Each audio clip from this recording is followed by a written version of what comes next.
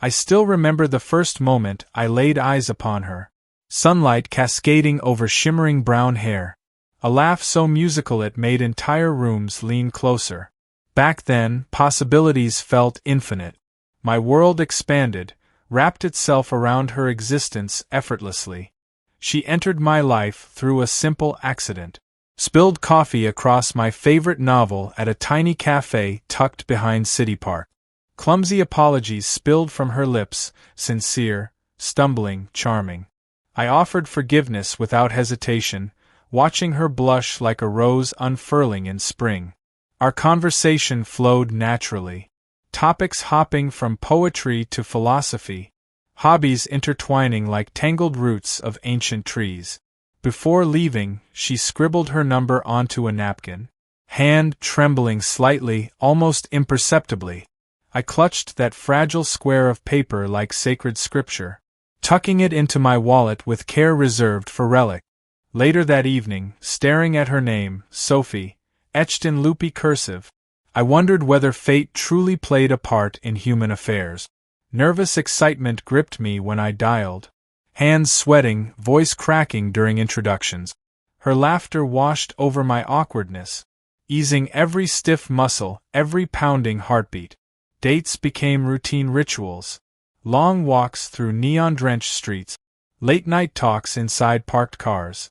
Picnics under indifferent stars. Sophie listened when nobody else did, eyes reflecting every secret I dared to share.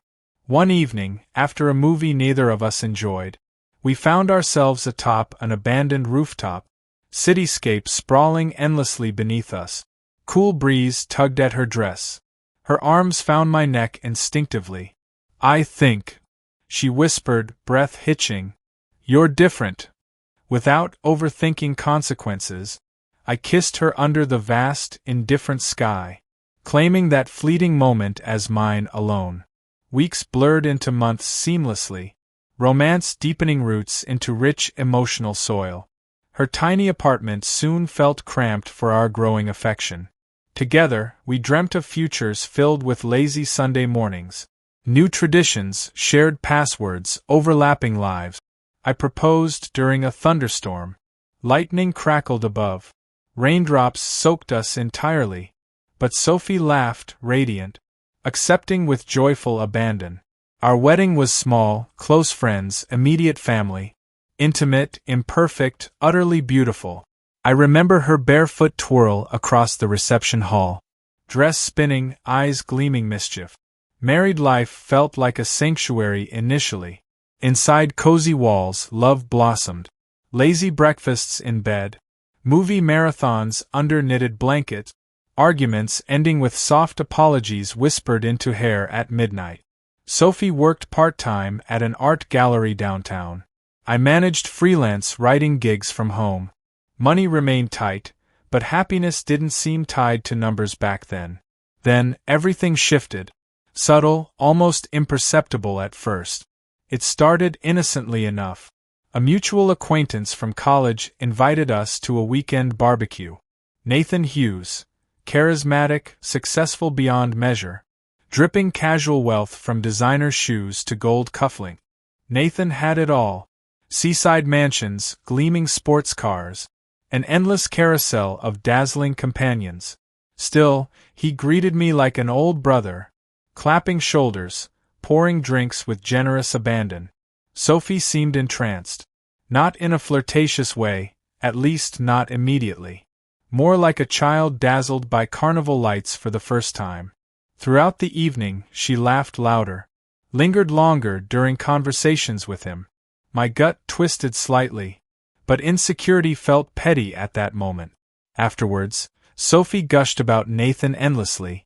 His business ventures, his worldly experiences, his charming anecdotes about international escapade. I listened, smiling tightly, dismissing gnawing doubts clawing inside my chest. Weeks passed. Nathan's name peppered our conversations increasingly. First occasional references, then daily admiration. One evening, returning home from grocery runs, I overheard her on the phone. Voice soft, secretive, different somehow. No, he wouldn't understand. she murmured. Laughter followed, low, throaty, intimate. Something inside me fractured. I didn't confront her immediately. Cowardice? Hope? Maybe both. Instead, I tried harder. Planned date nights, bought flowers for no reason, whispered old poems into her ear beneath moonlit windows. For fleeting moments it seemed effective. Her smile returned occasionally, though her eyes remained distant, unreachable. One Saturday, while sorting laundry, I found an unfamiliar key inside her jacket pocket. Small, silver, cold against my palm. When asked, she froze, hesitation betraying her long before words did. "It's Nathan's," she said eventually, voice tight. "He lent me his studio for painting, privacy, inspiration." Her explanation hung between us, flimsy, translucent, disintegrating under scrutiny. Still, I nodded, swallowing oceans of distrust. Later that night, lying beside her in bed, I watched Sophie sleep, beautiful, unreachable, already halfway elsewhere. In dreams, she smiled. Not for me, never again for me. Morning sunlight spilled through threadbare curtains, bathing our bedroom in warm, indifferent gold.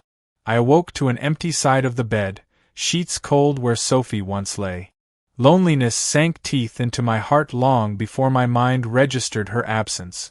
Downstairs, laughter, hers, drifted faintly through half-open windows.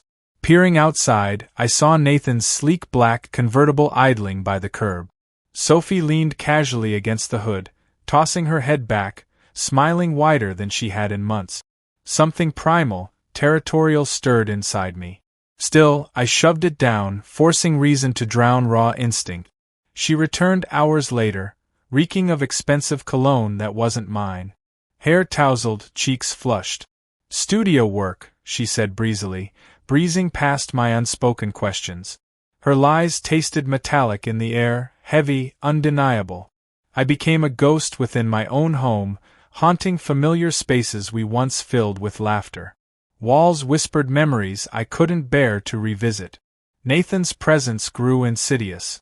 Every gathering, every dinner, every casual coffee run, he appeared like an inevitable shadow, always perfectly dressed, always armed with witty remarks, always pulling Sophie closer into his orbit. Meanwhile, I faded. There were nights she returned late, feigning exhaustion, avoiding eye contact. I stopped asking questions I feared answers to. Instead, I listened to silence stretch between us until it snapped.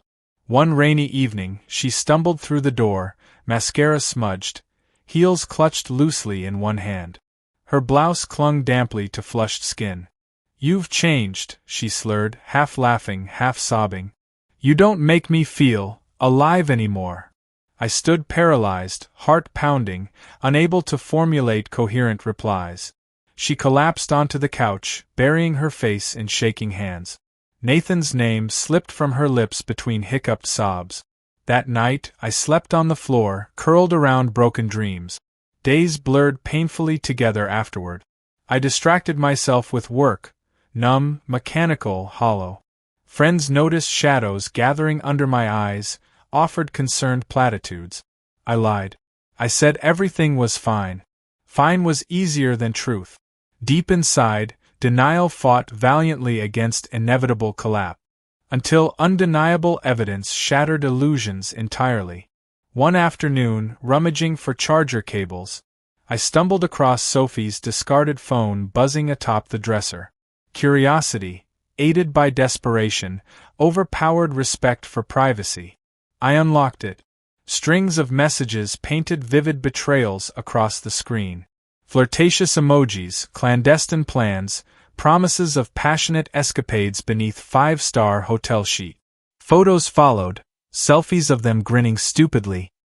His hand possessively low on her waist. Her head tucked adoringly against his shoulder.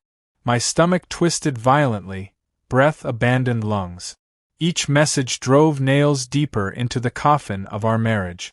I dropped the phone as if scalded, retreating to the bathroom. There I vomited everything: dinner, bile, heartbreak. Sophie returned home hours later, humming a careless tune. I confronted her, words spilling like blood from open wounds. At first, she denied, then minimized, then justified. It just happened, she said, shrugging. I needed more than this. She gestured vaguely around our modest home, as if our shared life was an ugly stain she could no longer scrub clean. My chest ached so fiercely I thought death would be merciful. Instead, I listened to her rationalizations. Nathan offered adventure, luxury, excitement. He made her feel seen, desired, alive. She accused me of complacency, mediocrity, stagnation. I didn't fight. Fury never arrived, only crushing resignation. She packed hurriedly, tossing years of shared existence into battered suitcases. No ceremony, no mourning. Just ruthless efficiency. Watching her leave felt like amputating a vital limb without anesthesia. Still, pride stitched my shattered heart together enough to resist begging. Sophie paused briefly at the door, guilt flickering behind glazed eyes. "I'm sorry," she whispered, almost convincingly. Then she was gone. Silence reigned supreme afterward. I wandered hollow halls, touching forgotten mementos like sacred relics. Our wedding photo crooked on the mantel, the chipped coffee mug she once deemed her favorite, the half-finished jigsaw puzzle gathering dust beneath the sofa. Sleep became impossible. Every creak, every rustle whispered her name cruelly into the darkness. I started frequenting bars I once scorned, seeking numbness at the bottom of whiskey glasses. Strangers' laughter stabbed deep, foreign and mocking. Sometimes, late at night, I imagined her in Nathan's bed, arched against silk sheets, moaning promises once reserved for me. Those images haunted waking hours mercilessly. Eventually, official paperwork arrived. Divorce proceedings, meticulously detailed. Sophie wanted everything fair, she claimed. Half the savings, the car, custody of our dog, Dexter. Apparently, even loyalty had a price tag. I signed without protest, pen trembling slightly. In the sterile courtroom, she sat across cold oak tables, wearing a pristine white blouse, diamond necklace glittering mockingly against hollow skin. Nathan waited outside, leaning casually against his Maserati, sunglasses perched arrogantly atop his head despite overcast skies. When proceedings ended, Sophie walked straight into his embrace. No backward glances, no lingering doubts. I stumbled out afterward, aimless, broken. Rain poured mercilessly, drenching me thoroughly. Nobody offered an umbrella. Nobody noticed. I wandered city streets until exhaustion dragged me home. Inside, ghosts waited patiently. I collapsed onto the couch, Dexter curling beside me loyally, warm breath grounding me to existence. Tears finally came, silent, endless, cleansing. Loss painted everything gray. Yet somewhere amid devastation, a tiny ember of defiance sparked. Maybe survival wasn't about victory or vengeance. Maybe survival meant simply breathing through the wreckage, refusing to let heartbreak define the final chapter. Dexter nuzzled against my palm, a silent vow between broken souls. I closed my eyes, promising myself, this was not the end. Not yet. I spent weeks trapped inside my own decaying mind, clawing at invisible walls, drowning in memories better left buried. Loneliness wrapped its fingers around my throat, squeezing, whispering promises of oblivion if only I surrendered. Each night, I drank memories like poison, scrolling through old pictures, snapshots of a life I no longer owned.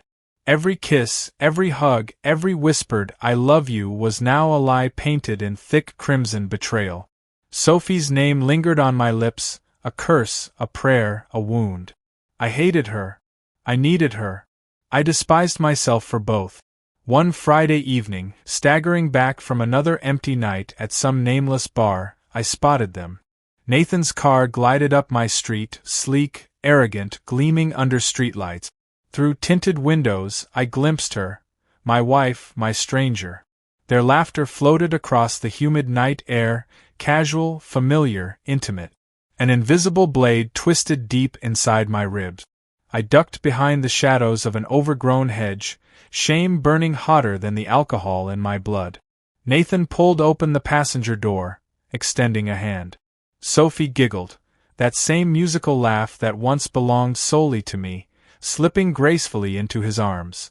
Their bodies pressed together with shameless ease. Her mouth found his jawline, trailing kisses downward. Desperation made me reckless. I followed them. Keeping distance, cloaked in darkness, I trailed them like some pathetic voyeur. They checked into a hotel not far from the waterfront, discreet, luxurious, the kind of place we once dreamed of affording. Inside the lobby, Sophie wrapped her arms around Nathan's neck, pulling him down, mouths colliding hungrily. Elevator doors slid shut, sealing them away from prying eyes, except mine. I stood outside, raindrops mingling with tears, watching betrayal unfold. Fingers curling into fists, I imagined storming after them, tearing Nathan limb from limb, dragging Sophie home. Instead, I crumbled onto a bench across the street, heart splintering anew. Hours passed. The world spun on, indifferent to my suffering. Eventually, they emerged, disheveled, laughing, utterly unashamed. Her lipstick smudged, dress wrinkled, hair tousled by rough hands. Nathan's fingers grazed the curve of her hip possessively, staking his claim. I should have turned away. Should have left. Instead, I watched. Watched as she leaned into him, whispering something that made him smirk triumphantly. Watched as he kissed her forehead tenderly, a mockery of every vow we ever exchanged. Watched as they drove away into the night, leaving me hollow. I stumbled home hours later, Dexter whining pitifully from his crate. The dog's loyalty cut deeper than any human betrayal ever could. Collapsing onto the floor, I surrendered. To rage. To grief. To lust. Images of Sophie's body, pale skin slicked with Nathan's touch, tormented me mercilessly. Against my will, arousal stirred, sickening, shameful. I hated her for it. Hated myself more. In the dim light, I gave in. Touching myself angrily, violently, imagining her gasping against silk sheets, nails digging into another man's back. Every stroke fueled by rage, sorrow, unbearable need. Release came like a gunshot, violent, empty, leaving nothing behind except disgust. Afterward, I lay there panting, tears leaking into the carpet. Even my fantasies were poisoned now. Days blurred again. Routine became survival. Wake, breathe, eat, drink, collapse. Everywhere I went, I saw her. Ghost images layered over reality. Cafes smelled like her perfume. Sidewalks echoed her laughter. Every brunette in every crowd became a cruel reflection of what I lost. Late one night, after tossing restlessly for hours, I found myself outside Nathan's house. His mansion loomed like a fortress, all cold marble and glinting steel. Through wide glass windows, I glimpsed a party. Glittering people, expensive wine, meaningless conversations. Sophie floated among them, radiant, untouchable. She wore a red dress, one I bought for her anniversary 2 years ago. Seeing her twirl, laughing with strangers, shattered whatever fragile pieces of hope remained inside me. Turning away, I nearly bumped into someone. A woman, sharp cheekbones, smoky eyes, dangerous smile. "You lost?" she asked, voice sultry, curious. I muttered something incoherent, stepping aside. But she touched my arm lightly, nails dragging provocatively across my skin. Or maybe just looking for something better? I hesitated, shame battling temptation inside my chest. She leaned closer, breath warm against my ear. "Forget her," she whispered. 2 words. Simple. Deadly. Before rational thought intervened, I followed her down the block. Into another car, another apartment, another stranger's bed.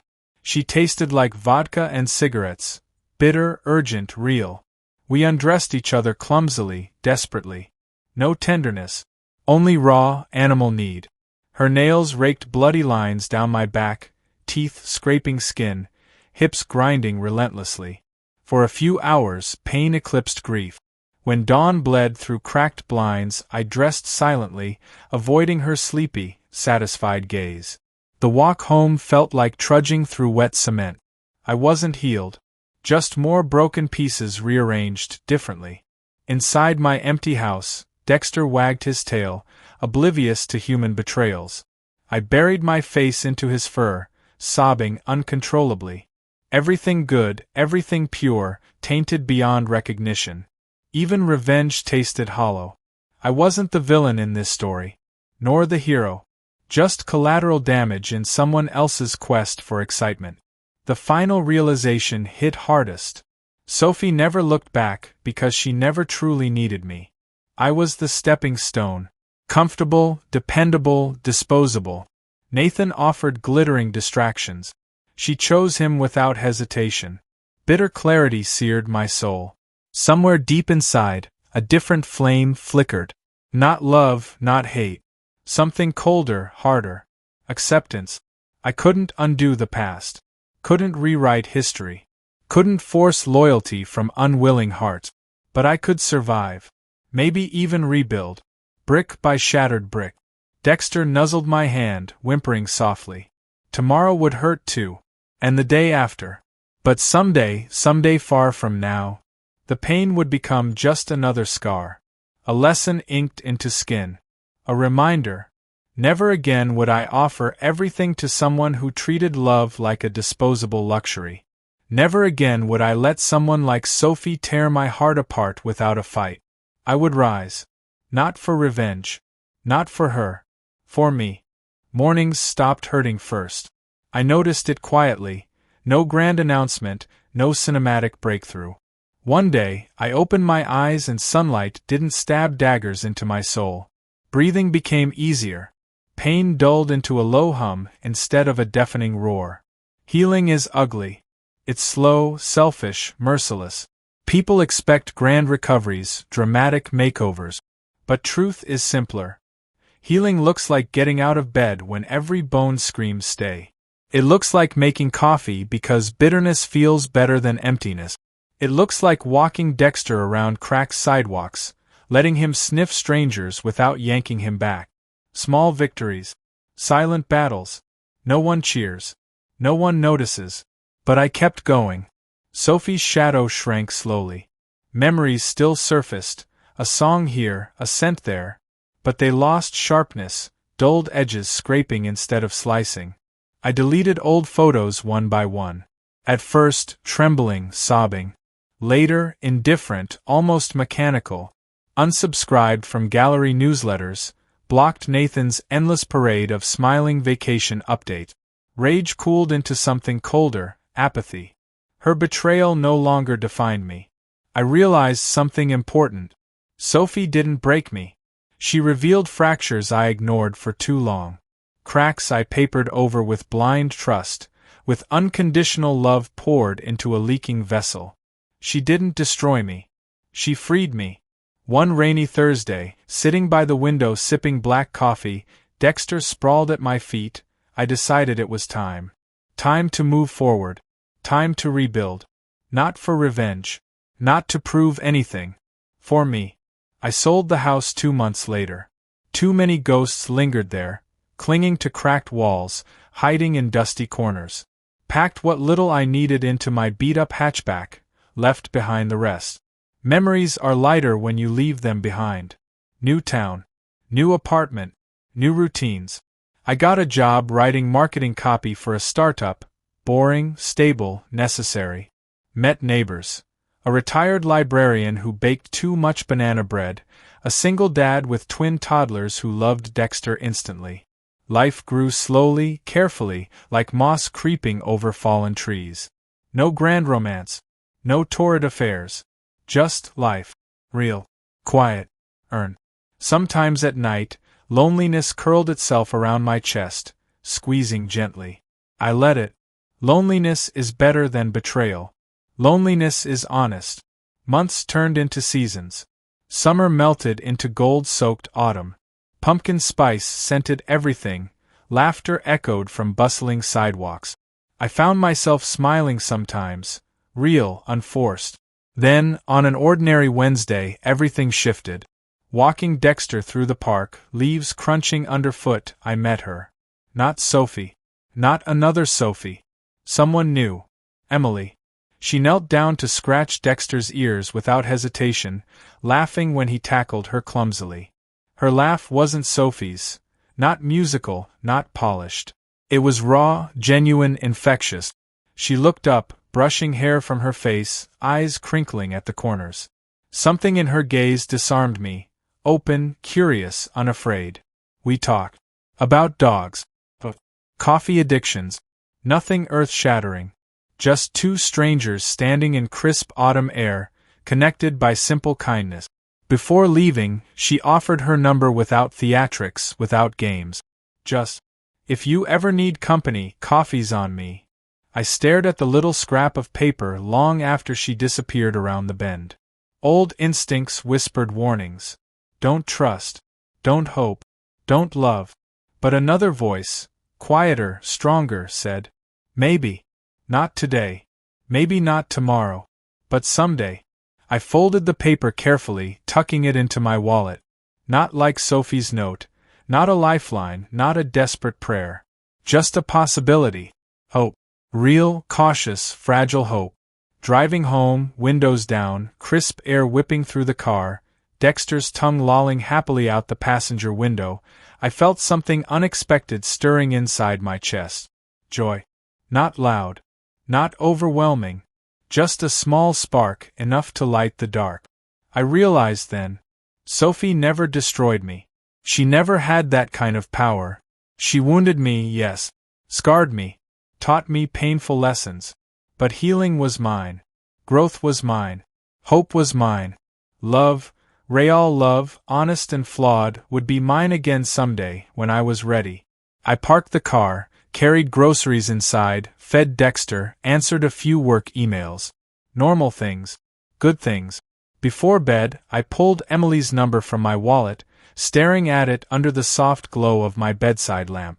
Smiling to myself, I set it on the nightstand, untouched for now. No rush. No desperation. No need to escape loneliness immediately. I was stronger alone than I ever was clinging to someone who didn't deserve me. Stronger because I survived. Because I endured. Because even burned, betrayed, abandoned, I chose to stay standing. Tomorrow would come. Maybe I'd call her. Maybe not. Either way, I'd be okay. I turned off the lamp, slid under warm blankets, Dexter curling against my side. For the first time in a long, brutal while, I slept soundly. Dreamless. Peaceful. Free.